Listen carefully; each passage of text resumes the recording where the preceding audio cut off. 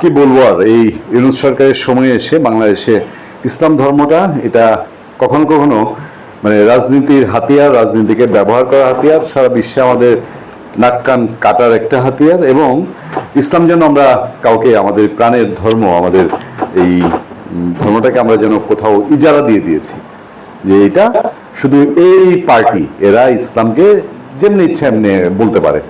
ধরেন যে কথাটা নাসিরউদ্দিন পাটোয়ারি বলেছে, এই কথাটা যদি আরেকটা মানুষ কেউ বলতো, অন্য কোনো পলিটিক্যাল দলের বলতো, একদম পিন্ডি চটকায় ফেলতো।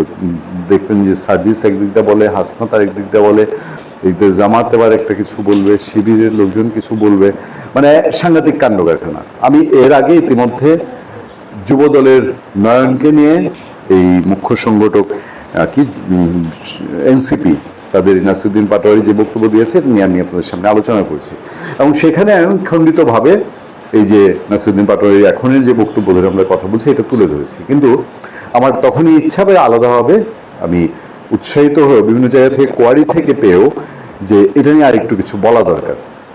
যে আমাদের ধর্মের জায়গাটাকে এতই ঠুনকো হয়ে গেছে, আমাদের ধর্ম নিয়ে কেউ মস্করা করবে এবং সে একটু প্রো ইসলামিস্ট দেখাইলেই আমরা তখন চুপ, আমরা আর কেউ কিছু বলবো না। নাসিরউদ্দিন পাটোয়ারির বক্তব্যটা কি ছিল, যে এতদিন জমজমের পানি দিয়ে বিএনপিকে শোধরানোর চেষ্টা করা হয়েছিল, এবার বুড়িগঙ্গার পানি দিয়ে গোসল করাবো। মানে চিন্তা করেছেন আপনি কথার লিমিট কোন জায়গায়? আমাদের মানে জমজমের পানিটাকে আমরা কিভাবে দেখি, আমাকে একটু এই ব্যাখ্যাটা যদি আপনারা কেউ একটু দিতেন, আর একটু ডিটেল শুনেন।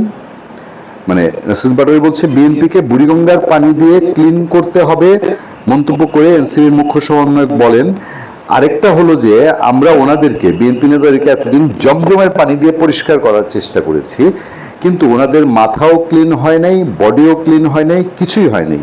এই জন্য আমাদের মনে হয় এখন ওনাদের বুড়িগঙ্গার পানি দিয়ে একটু পরিষ্কার করতে হবে। মানে বুড়িগঙ্গার পানি জমজমের পানির চেয়েও পবিত্র, স্ট্রং। কি বুঝাতে চেয়েছেন নাসিরউদ্দিন পাটোয়ারি?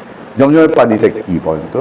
আমাদের ধর্মীয় অনুভূতিতে মানে একদম শৈশব থেকে আমরা দেখে আসছি, এবং আমাদের পিতামহ, দাদা দাদি, বড় বাবা, বড় নানি, হ্যাঁ সবাই তো দেখে আসছে। নাসিরউদ্দিন পাটোয়ারিরও তো তাই হওয়ার কথা। জমজমের পানিটা ঘরের কোণা একটা কোথাও থাকলেও সেটা আমরা একটা পবিত্র জায়গায় তুলে রাখছি। সেই জমজমের পানিকে টেনে আনছে, এটা দিয়ে তারা বিএনপিকে গোসল করিয়েছে। মানে কি মিন করতে চায়? আমাদের কত পবিত্র জায়গার একটা জিনিস, যেটাকে আমরা মনে করি যে এটাই সমস্ত কিছুকে, কালো পাপ সেটাকে ধুয়ে মুছে দেয়, রোগ মুক্তি করে। আমাদের মানুষ অনেকে জমজমের পানিটা পান করার পরে সেই অলৌকিক পানি তারা মনে করে যে তাদের রোগ মুক্তি হয়ে যাচ্ছে, সে বিশ্বাস। সেই জায়গা থেকে আমরা জমজমের পানিকে ইউজ করি। এখন রাজনীতির প্রয়োজনে তারা জমজমের পানিকে নিয়ে আসছে। রাজনীতির প্রয়োজনে তারা আর কি করতে পারে, আর কি তাদের পক্ষে করা সম্ভব? তারা কি ভবিষ্যতে আমাদের আরো পবিত্র যেসব বিষয়াদি আছে, আমাদের ধর্মীয় রীতিনীতি কর্ম আছে, সেগুলোকে তারা টেনে আনবে? নাসিরউদ্দিন পাটোয়ারি বলেছে সব হাইলাইট। নয়নকে নিয়ে বলেন না, নয়নকে নিয়ে দিন রাত বলেন। নয়নকে নিয়ে বললে আমরা তো বলেছি জমজমের পানি নিয়েও মশকরা। নয়ন খুলে দেখা উচিত। নয়নকে নিয়ে বলতে গিয়ে আপনি বিএনপির ক্ষেত্রে জমজমের পানি কেন টানবেন? এটা একটু বেশি মশকরা হয়ে গেল না? ভালো থাকবেন, সুস্থ থাকবেন। আপনার সাথে আমি আতিক রহমান, পূর্ণিয়া।